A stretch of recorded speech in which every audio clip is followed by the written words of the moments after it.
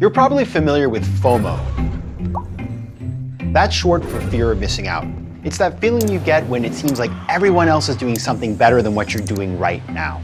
But there's another foe you need to know about, and it's far more dangerous. It's called FOBO, and it's short for fear of a better option.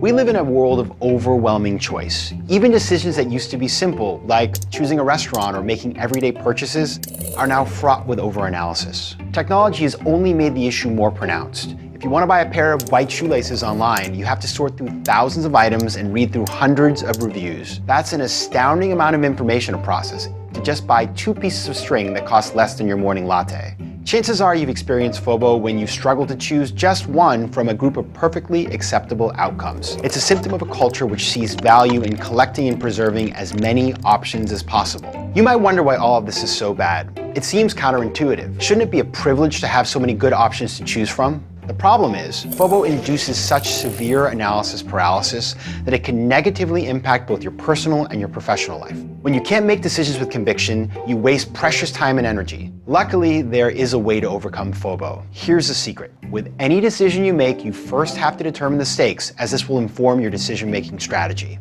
When it comes down to it, you only really face 3 types of decisions in life: high stakes, low stakes, and no stakes. Let's start with no stakes decisions. These are the minor details of life where there is almost never an incorrect answer, and in a few hours you won't even remember making the decision in the first place. A good example of this is choosing what to watch on TV. With thousands of shows, it's easy to get overwhelmed. Yet no matter what you pick, the consequences are basically non-existent. So spending more than a few moments on FOBO is a massive waste of energy. You just need to move on. When it comes to no-stakes decisions, the key is to outsource them to the universe. For example, you can whittle down your choices to just 2 and then flip a coin. Or try my personal favorite, Ask the Watch. Assign each one of your choices to one half of your watch, then let the second hand tell you what you're going to do.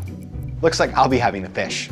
That brings us to low-stakes decisions. These have consequences, but none are earth-shattering, and there are plenty of acceptable outcomes. Many routine things at work, like purchasing a printer, booking a hotel, or choosing between possible venues for an offsite, are classically low stakes in nature. Some thinking is required, but these aren't make-or-break deliberations, and you'll probably have forgotten about them in a few weeks. Here you can also outsource decision-making, but you want some critical thinking involved, as there are some stakes. This time you'll outsource to a person. Set some basic criteria, select someone to present a recommendation, and then take their advice. Make sure to avoid the temptation to canvas. Your goal is to clear your plate, not to kick the can down the road. Now that you've tackled low stakes and no stakes decisions, you've created the space and time you'll need to handle high stakes decisions. These are things like, which house should I buy, or which job should I accept? Since the stakes are high and there are long-term implications, you absolutely want to get it right. Before we get to work, let's establish a few basic principles to guide you through the process. First, think about what really matters to you and set your criteria accordingly.